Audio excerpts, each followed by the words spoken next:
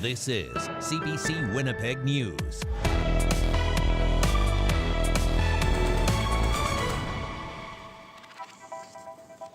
Good evening. Thanks for joining us. Burned, broken, but alive. The family of a Winnipeg man say it's a miracle he's still here after a suspected gas explosion at a Hawaiian resort left him critically injured. As CBC's Josh Crabb reports, friends and family are doing their best to help support him on a long road to recovery. This video captured the moment an explosion happened in a common outdoor cooking area at this beachside resort. Debris left scattered along the beach, tables turned upside down. It happened on the evening of February 20th, here in West Maui at the Whaler. Winnipegger Darren Stevenson was among 7 people hurt in the blast. We were told that there'd been a huge explosion in the barbecue area. Darren had been, barbecuing dinner.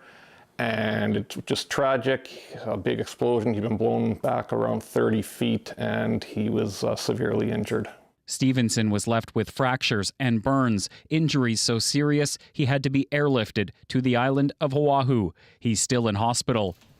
Randy Vandemosler and his wife had just returned from vacation with Stevenson and his wife Diane when they found out what happened to their friend. The saddest or most incredible thing that I can take out of this right now is after the explosion, when Diane found Darren, the first thing he said to her was, "I'm sorry." So that one just a bit of a tearjerker for me. The exact cause of the blast hasn't been determined. The Maui Police Department says a preliminary investigation suggests the explosion may have involved liquefied petroleum gas, which supplies common area barbecues. Officers say, according to witnesses, there may have been a possible grill malfunction before the explosion. I feel like it was a miracle that he survived it all. Stevenson's son Brock says the past few days have been a whirlwind for his family. His mom is still in Hawaii with her husband and Stevenson's sister, who's helping out. Vandemosler's wife also traveled back to Hawaii to support their friend, who they say has a long recovery ahead. Darren's a very noble person. He would probably never ask for help, but with what's happened, I just feel I need to do something. While Stevenson has travel insurance, Vandemosler organized an online fundraiser to help cover costs for family members who are in Hawaii supporting him during his recovery. The resort told the Associated Press it's working with the fire department to investigate. Josh Crabb, CBC News, Winnipeg. Potential human remains have been found within the search material at a Winnipeg area landfill, where the remains of 2 murdered Indigenous women are believed to be. Experts and searchers have been sifting through debris at Prairie Green Landfill for the remains of Morgan Harris and Mercedes Myron. The women are 2 victims of a convicted serial killer. Late this afternoon, the province announced on-site experts had made the discovery. RCMP will now initiate an investigation at the site, and further identification steps are underway. It's been nearly 3 months since the search for the remains first started. Dozens of new HIV cases have popped up in one Manitoba region. It's a problem being blamed on injection drug use that officials were trying to get ahead of by handing out clean needles. But now it has them trying to contain the spread. CBC's Ian Fraze reports. Manitoba's top doctor says a spike in HIV cases has triggered an outbreak-like response.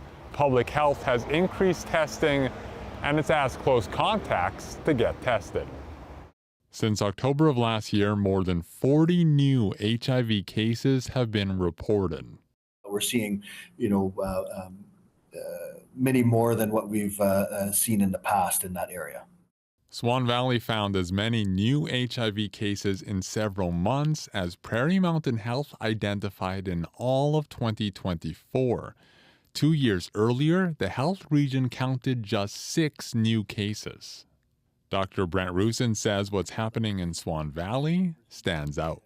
We know that just like in Manitoba, we're seeing a significant amount of that transmission related to injection drug use.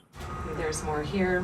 The biggest community in the Swan Valley is used to discarded needles. Hundreds of thousands of sharps have been given out in Swan River. If these needles contributed to the new HIV cases, the town's mayor would be disappointed. A program that is supposed to be effective in protecting individuals' lives or their health and well-being, then I'm thinking that this is just not working. Rusin wouldn't say which communities are impacted by the new HIV numbers. Federal officials wouldn't answer if First Nations are involved. One researcher says distributing free needles isn't the problem. If somebody takes drug, they will take it with a clean or dirty needle. She says access to condoms, preventative drugs, and mental health supports are needed too. In most of the cases, we go on one thing and we forget everything else that is needed to fix the HIV problem that we have in the prairies. Rusin worries the situation in Swan Valley could mean 2025 will be one of the worst years for HIV. Ian Fraze, CBC News, Winnipeg. Pokemon collectible cards are now going for hundreds, if not thousands of dollars. And that's made one Winnipeg Collectibles store the target of a recent break-in.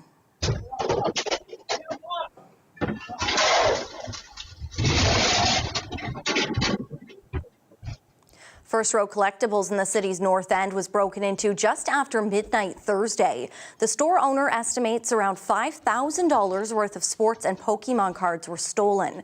That's on top of thousands of dollars worth of damages.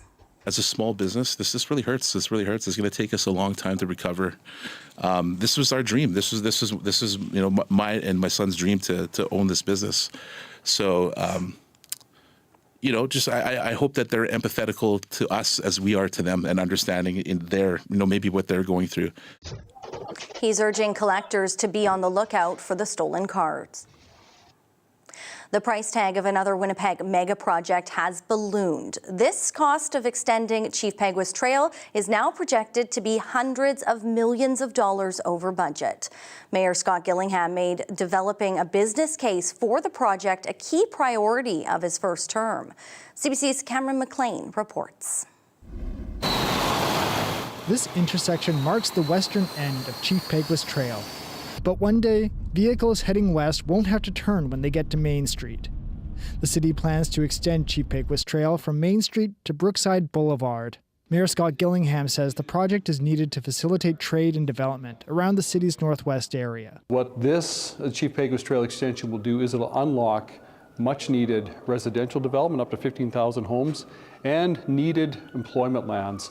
And ultimately, we need to open up employment lands. The project is one of two major trade route projects, along with widening Kenaston Boulevard. Building the Chief Peguis extension has been a priority for the city for years, but the cost continues to climb. The city last estimated the cost at $449 million, plus $37.5 million in interest.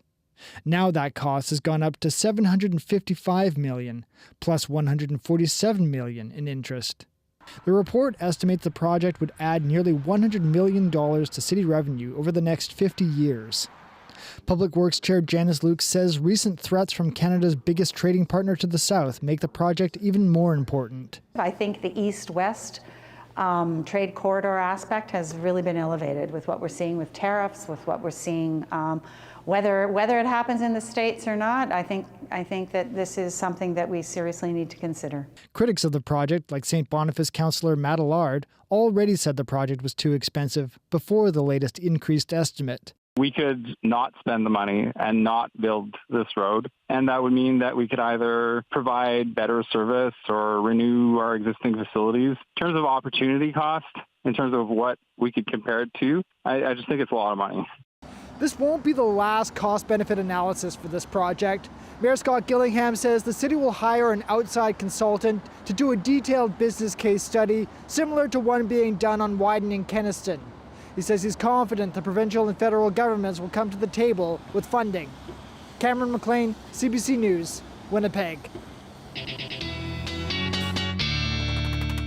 Weather specialist Riley Laychuk in now. Riley, I see a lot of white behind you, and we did see some flurries today already late this afternoon. Yeah, a few little wet flurries in Winnipeg this afternoon, Brittany, but there's a lot more of that coming to central and northern parts of the province. Yes, we have a snowfall warning in place, Barons River, Arbor, Grand Rapids, Fairford into the Pas and Flin Flon. We're looking at 10 to 15 centimeters by the time we get to this time on Friday. So yeah, we are looking at some accumulating snow. Here's those flurries that rolled through Winnipeg earlier, some of that wet snow, very brief. I know this map kind of makes it a little ominous, but it was there. We'll see maybe a couple more scattered flurries overnight tonight, but our winds pick up as we get through the night. Brief clearing as we get through the morning hours tomorrow. We start at -4 and then we get to the freezing mark once again, but then clouds build in. And as we get into Friday, I think we have a better chance at some flurries or some wet snow here in the Red River Valley. We'll time that out and talk about those snowfall warnings when I come back in a bit. All right. Thank you, Riley. You're welcome. Stitching their way toward a new trend, dozens of students learned about the world of fast fashion and how to slow it down. That story's coming up straight ahead. You're watching CBC Winnipeg News. Stay with us.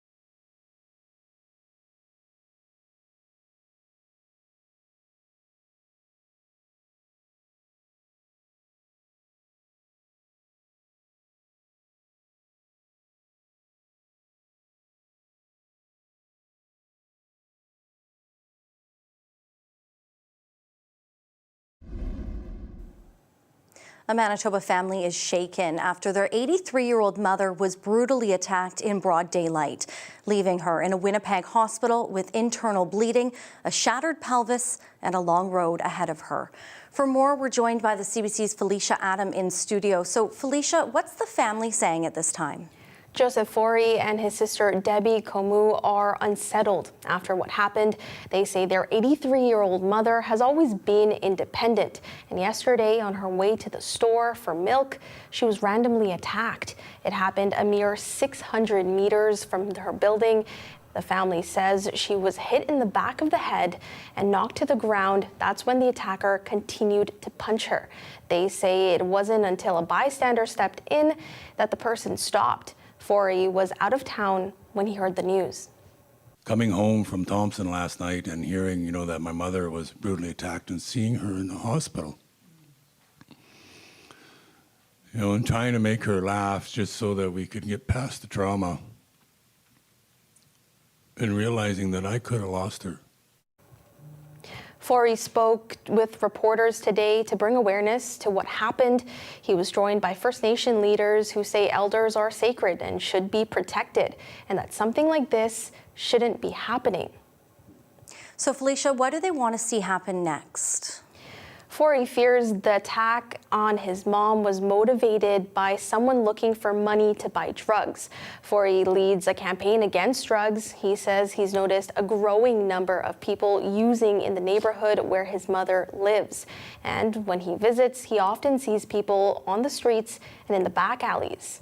And while he's not sure if the attack and the growing use of drugs in the area are related, he wants the province to do something to protect the vulnerable, like his mother. At that building and looking where my mother lives, it's like putting lions next to lambs and trusting the lion not to eat the lamb. That's what we have in that area. This is one of at least 2 recent attacks on seniors. Last Saturday, a 70-year-old was assaulted while walking through the skywalk. For now, police say this incident is under investigation. Brittany? All right, that's CBC's Felicia Adam. Thanks, Felicia. Winnipeg police have arrested 2 16-year-old boys in connection to the death of a man. Police were called to the 300 block of Capel Avenue around 10:30 Sunday night. They found a 45-year-old with a number of upper body injuries.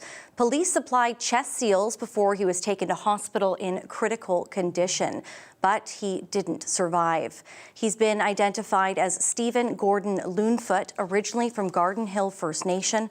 2 16-year-olds are now facing second-degree murder charges.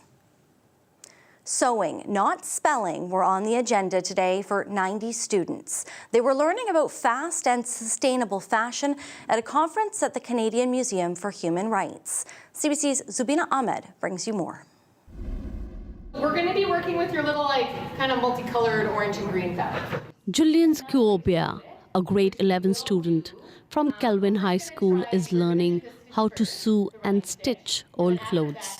She's part of a youth conference hosted by the Manitoba Council for International Cooperation, or MCIC. Students learned to mend, make masks, and had workshops about sustainable clothing.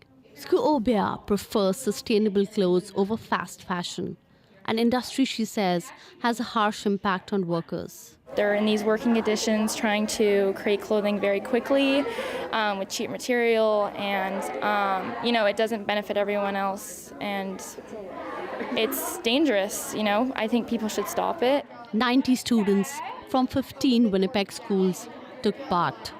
Sabella Zerolasi, a grade 6 student from Leela North School, says she learned a lot about the difference between fast and slow fashion. Fast fashion is when the clothing is made fast, and there's actually a fun fact.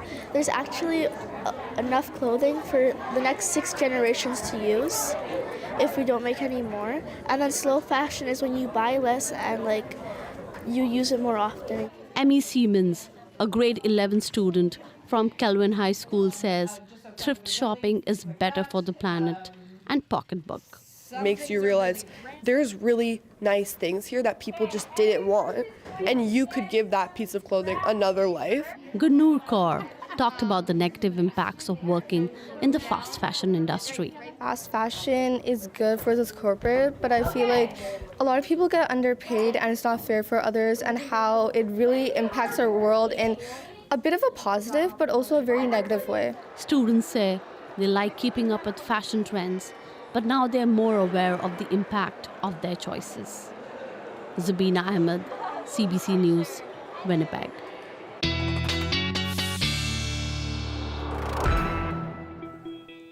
Riley's in now, and Riley, I got to do some fun stuff this morning. February is I Love to Read month, and we both love to read. Yes. I got to go to Norquay School, who made me this amazing card. So thank you guys so much for having me.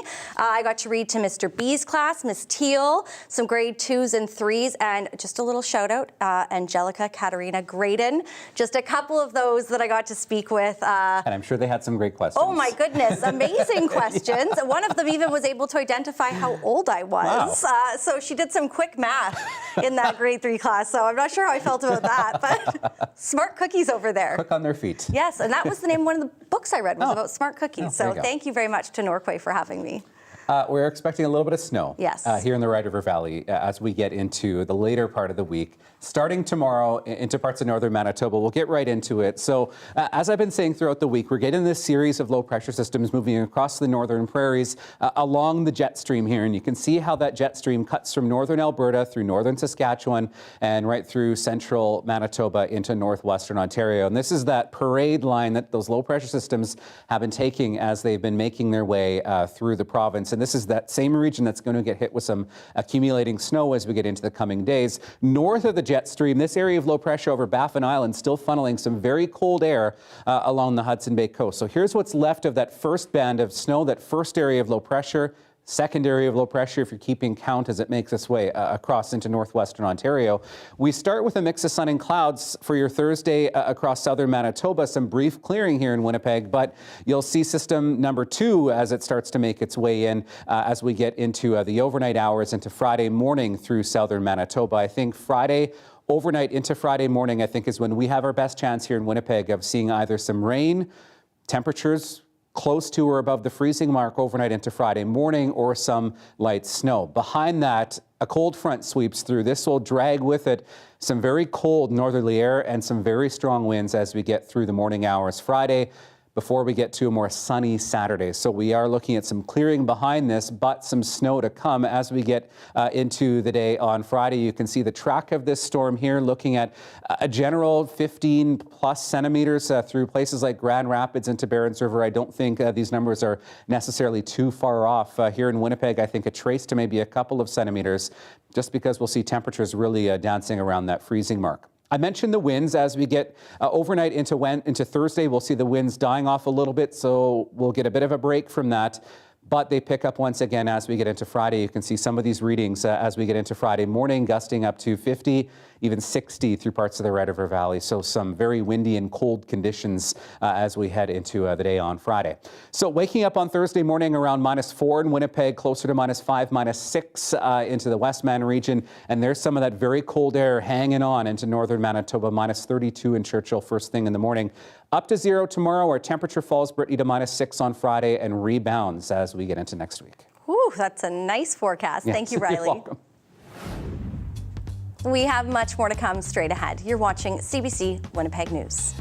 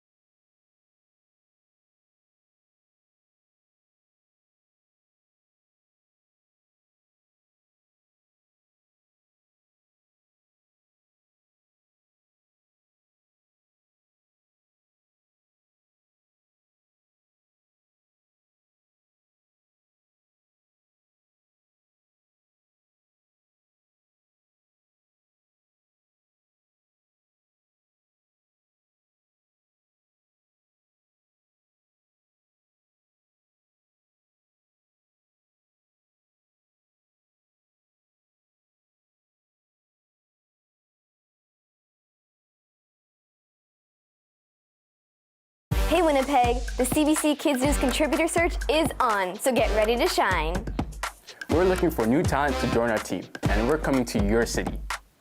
If you're the parent of a 9 to 15-year-old who loves making videos and is an amazing storyteller, come meet our hiring producers at CF Polo Park on Saturday, March 1st from 11 a.m. to 7 p.m. To learn more, head over to cbckidsnews.ca/Winnipeg.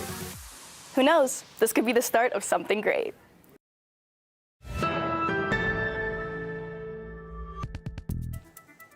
The Trump administration is causing confusion over its own tariff plans against Canada. There's currently a 30-day pause set to expire next week on March 4th. But now the U.S. president appears to be suggesting a further pause extending to April. Richard Madden has the details from Washington. The Trump administration is revealing a new target date for implementing those punishing tariffs on all Canadian imports, initially set for next week. Now, Trump had paused his 25% tariffs to give Canadians time to strengthen the northern border and stop the flow of fentanyl. And for the past month, Ottawa scrambled with new measures to bolster military spending, fortify the border, and the appointment of a fentanyl czar. On Monday, Trump said that pause would be lifted and his tariffs would be moving ahead as scheduled early next month.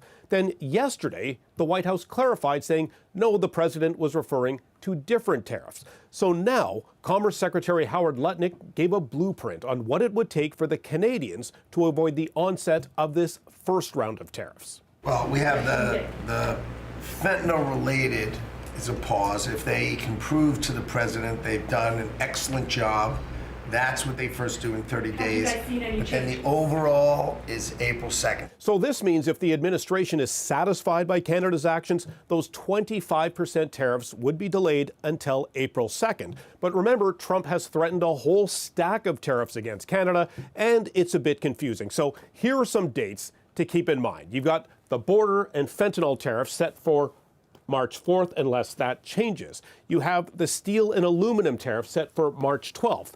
There's Trump's tariffs on all imported vehicles on April the 2nd. And there are separate tariffs on digital taxes, or digital services rather, and on copper, where Canada is one of the biggest suppliers of copper imports into the U.S. Now, we also have heard Trump revive his grievances against Canada, ripping into its defense spending and questioning why the U.S. needs to trade with Canada at all. Tariffs will make it impossible for them to sell cars into the United States. The tariffs will make it impossible for them to sell lumber or anything else into the United States. But slapping tariffs on lumber, cars, and possibly steel is complicated, since those imports are theoretically protected under the modernized free trade agreement, USMCA or NAFTA 2.0, that Trump himself signed in his first term. So while the Commerce Secretary may have given signs he's willing to negotiate, the White House is signaling the Canada-U.S. relationship is quickly moving towards more uncertainty and tension. Richard Madden, CBC News, Washington. Nova Scotia Premier Tim Houston is charting a path forward on free trade within Canada, tabling a bill aimed at reducing interprovincial trade barriers. But will other provinces follow suit? CBC's Brett Ruskin has more on how industry leaders are reacting. This new legislation is designed to eat away at those regulatory inconsistencies that exist right now between provinces, and it's designed to do it all in one fell swoop. So if the regulations in BC or Ontario or another province exist that are good enough for those provinces, they would be good enough for Nova Scotia, as long as those provinces also pass similar legislation so that there is free trade in both directions between Nova Scotia and other provinces. So this would drop down trade barriers and open up trade between provinces. It will allow any goods made in other parts of Canada to be sold in Nova Scotia without further testing, without extra red tape, without any of the foolishness that's happened in the past. The same will be the case for people and service providers. Roofers, healthcare workers, teachers, other professionals and service providers who are in good standing. This is being applauded, this is being encouraged by different business groups like the Canadian Federation for Independent Business, saying that they are looking forward to seeing more provinces sign on to this idea to pass similar legislation in those provinces to really get this idea of interprovincial free trade started. So this is really contingent on the trust existing between different provinces, trust that those regulations in another province will be good enough for your province. So we'll see if other provinces do sign on indeed in the future. Brett Ruskin, CBC News, Halifax. Health officials in Texas say an unvaccinated child in the state has died from measles. They say the school-aged child was hospitalized last week. This is the first death from measles in the U.S. in 10 years. An outbreak in rural West Texas began a month ago, with at least 124 cases now reported in that state. In addition, New Mexico has also reported 9 cases. The majority have been among those who are unvaccinated. Most are younger than 18. Meantime, rising measles cases here in Canada has health officials urging anyone who isn't vaccinated to do so. More than 90 cases have been confirmed this year, and it's putting the country on pace for the highest number in years. Jennifer Yoon reports. In this southwestern Ontario community, a measles vaccination campaign to convince those who are hesitant. At least 68 people in the area are sick with the highly contagious disease. Officials say most of those ill haven't been vaccinated. The surge in cases is linked to community settings like schools and grocery stores, but most are being traced back to 2 events: a wedding in New Brunswick and a conference in Quebec. Attendees who had contracted measles abroad infected several people. They in turn went home and infected others. That has led to outbreaks in Quebec, Ontario, and Manitoba. Separately, there are 2 other cases in BC, residents returning home from Thailand. You combine poor vaccination rate with a disease that is highly communicable, like measles. Really, no infection is as infectious. The disease was declared eradicated in Canada in 1998, but so far this year, 95 people have gotten sick with measles. For comparison, last year there were 147 cases total. This measles outbreak represents the largest number of measles cases that we've experienced in Ontario since measles was declared eliminated from Canada. Now there are fears that the disease may re-emerge more permanently. What I would like to see is that we stop these outbreaks in their tracks so that it doesn't become entrenched in the Canadian context. There is no cure for measles. The only defense is vaccination. And with case numbers increasing globally and spring break around the corner, Dr. Tam is imploring Canadians to get that protection, especially before traveling. Jennifer Yoon, CBC News, Toronto. Donald Trump is hailing he has worked out a deal allowing the U.S. access to mineral deposits in Ukraine. The country finds itself in a tough spot, trying to seek the support of a new U.S. administration that's expecting something in return for continued support as it fights a 3-year-long war with Russia. Chris Brown reports. The ore being scooped out of this quarry in central Ukraine is what Donald Trump wants a piece of for the United States in exchange for arming Ukraine. Titanium, extremely strong, durable, and yet lightweight. This operation produces it for electronics and engineering components. The operations manager here, Dmytro Holik, says his country could be a world hub of titanium. Ukraine possesses approximately 20% of the world's titanium reserves, he said. This titanium quarry contains just a fraction of the valuable minerals in the ground in Ukraine. Donald Trump, the U.S. administration, and increasingly many Ukrainians now believe that these natural riches could be part of a political deal to end the war with Russia. It's a very big deal. At first, Donald Trump pushed a deal that many Ukrainians felt was badly one-sided. But the framework agreement President Vladimir Zelensky says the U.S. has agreed to speaks instead of co-ownership. Ukraine's industry also faces big challenges, with uncertainty over the war at the top of the list, which has hurt outside investment. Our CBC News team also visited this quarry 200 kilometers south of Kyiv, which produces graphite used in automotive parts and pencils. It's been going since Soviet times and looks it, with outdated equipment that badly needs an upgrade. With investments, there'll be life. The enterprise will operate, says the chief here, Valery Harkovits, adding Zelensky acted correctly by not making the initial concessions. This geologist says if Trump is looking for a fast return on his New Deal, he'll be disappointed. The very quickest way for a new project is from 3 to 5 years. It's when you will be willing to push very fast. The wisdom of a minerals pact with Trump has been divisive in Ukraine. These veterans all lost limbs in the war. Some of their artificial ones are made out of compounds such as titanium. These two useless old men, Trump and Putin, are ruling the world, said Bogdan Kovbasyuk. I don't believe there's a reason to give the Americans any natural resources because I don't trust them. Chris Brown, CBC News, near Zhytomyr, Ukraine.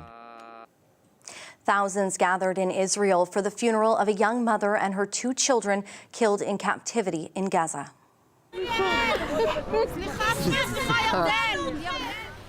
The 2 young boys, Ariel and Kafir Bibas, and their mother Shiri were kidnapped during the Hamas attack on October 7th, 2023. Israel says they were murdered by the militant group after their abduction. Hamas claims they were killed in an Israeli airstrike 15 months ago. The bodies of the hostages were handed over last week. The father of the boys was released during a hostage for prisoner exchange earlier this month. Still ahead, potential human remains have been found within the search material at a Winnipeg area landfill. We hear from the Premier straight ahead.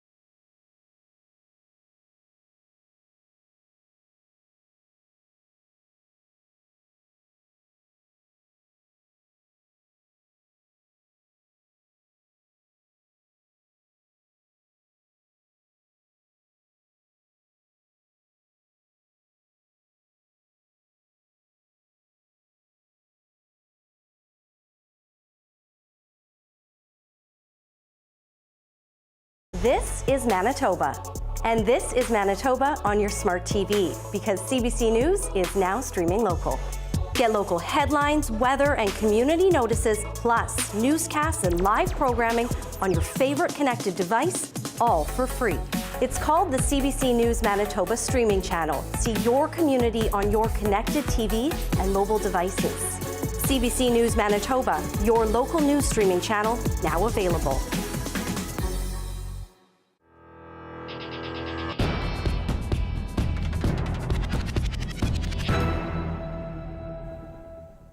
As we told you earlier in the show, potential human remains have been found within the search material at a Winnipeg area landfill. It's where the remains of 2 murdered Indigenous women are believed to be. Premier Wab Kinew says the discovery was made earlier this morning, where experts and searchers have been sifting through debris at Prairie Green Landfill for the remains of Morgan Harris and Mercedes Myron. The women are 2 victims of a convicted serial killer. RCMP will now initiate an investigation, and further identification steps are underway. It's been nearly 3 months since that search started. The Premier says families were immediately notified today and went to the landfill to gather, where he spent most of the day with them.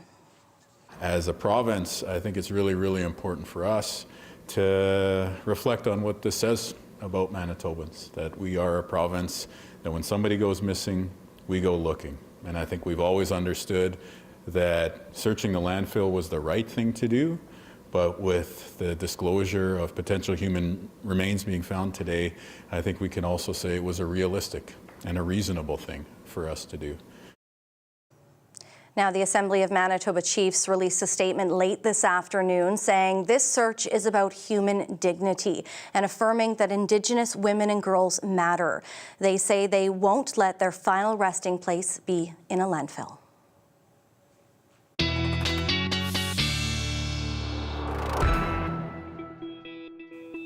Now, of course, Riley, just a developing story this afternoon. Things very fluid. That family getting that information late this afternoon, asking for privacy.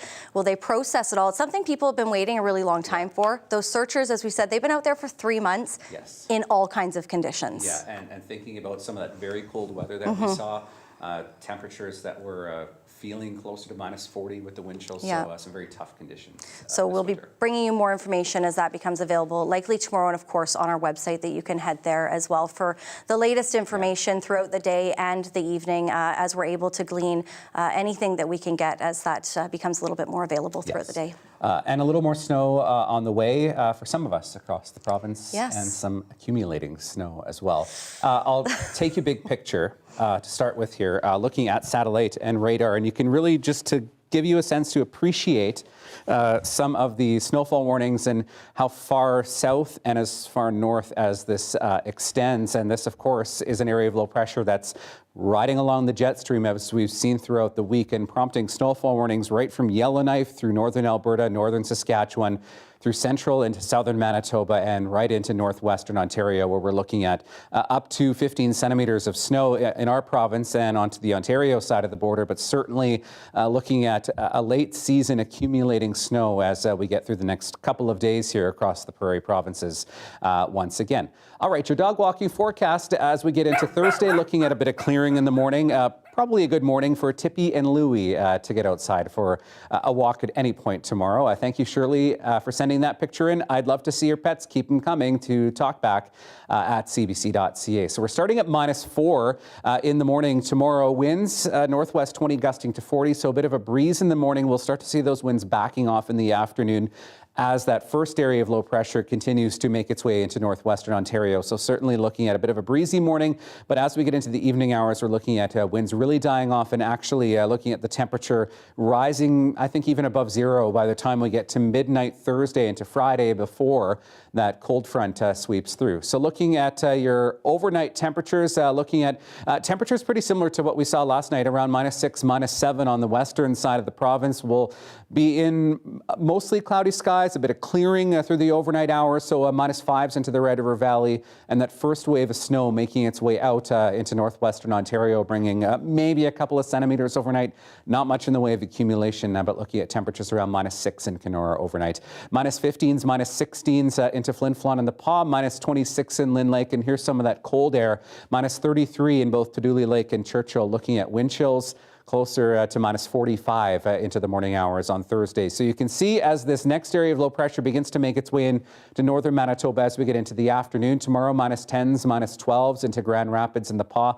This is this area here where we're looking at some of those accumulations up to 15 centimeters by the time we get into the day on Friday. In the south, looking at -4 for Portage first thing in Winnipeg.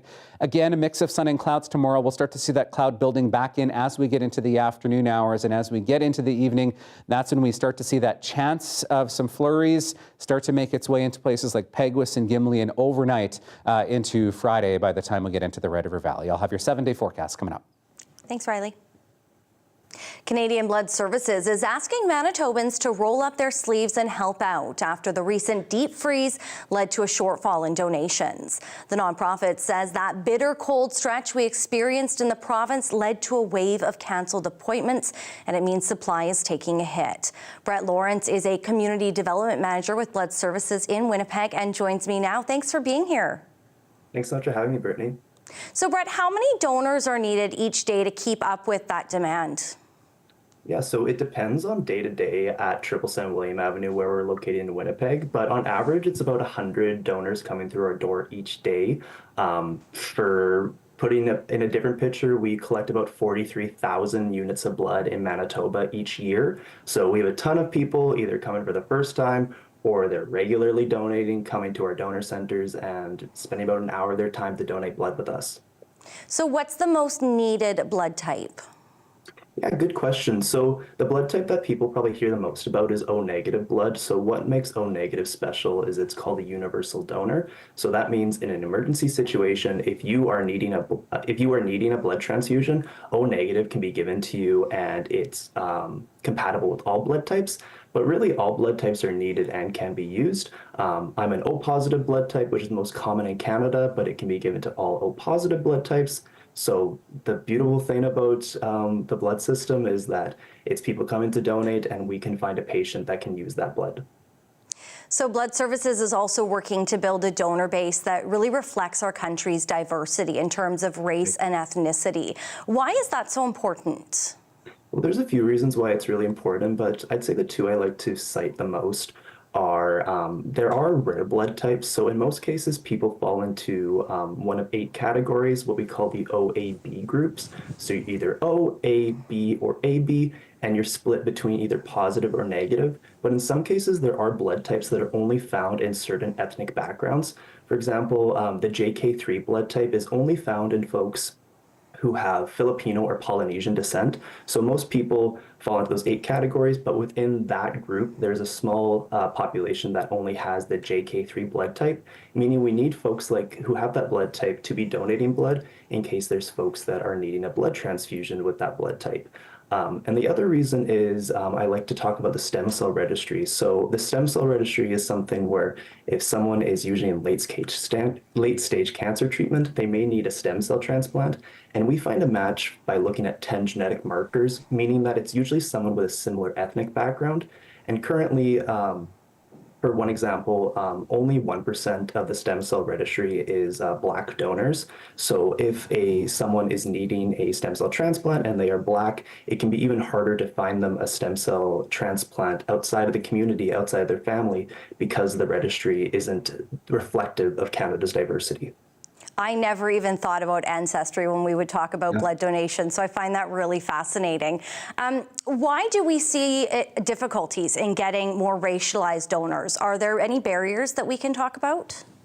It's a good question. Part of it is eligibility. So our eligibility requirements are continuing to evolve.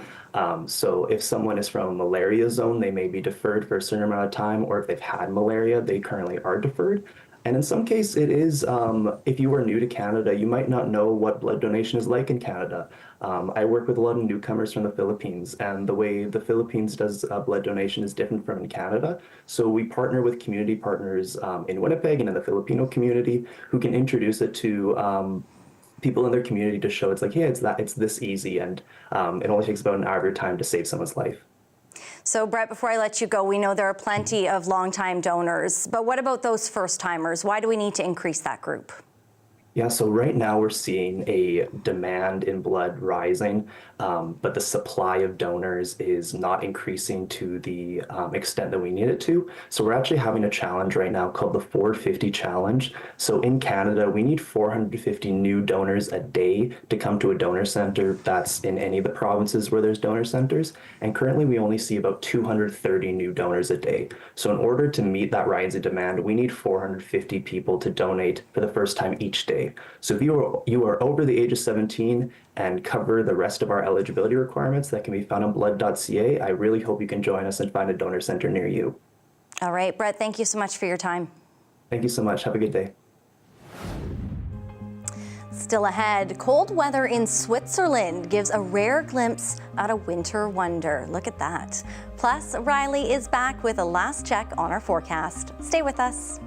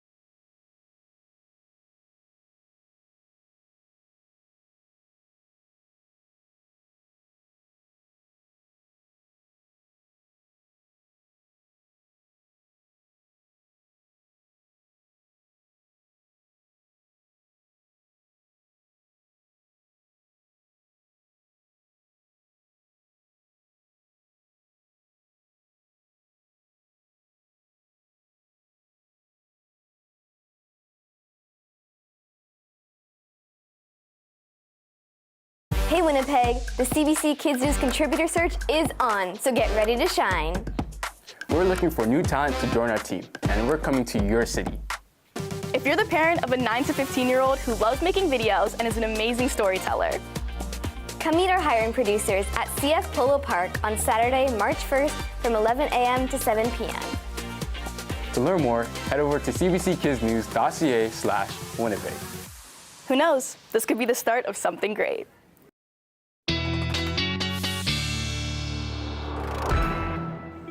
All right, looking into your Thursday, some brief clearing tomorrow, but as we get later into the afternoon, we'll start to see that cloud building in once again, up to the freezing mark. So again, another day of above seasonal weather across the province. Winds start strong. We'll start to see those dying off as we get later into the afternoon once again, but then they pick up as we head overnight into Friday morning again. So 0 for Thursday. We'll start close to the freezing mark on Friday. Our temperature drops to -6 by the time we hit the late afternoon with those winds in the morning, 40 gusting 60. Seasonal -7 for Saturday. Then we're back up into above seasonal territory as we start next week, looking at temperatures hovering around the freezing mark all the way through till the middle of next week, with maybe a few flurries coming our way next Tuesday.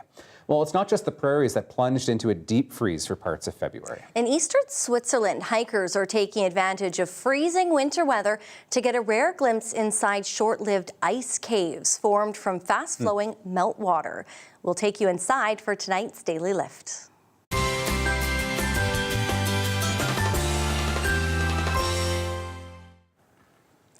Torrential meltwater from the glacier carves out these huge tunnels as it surges out under the ice. During cold winter months, freezing conditions actually allow visitors to walk inside some of the tunnels. This winter's ice caves have really left visitors in awe. When I walk in, it's like something that is very big compared to me.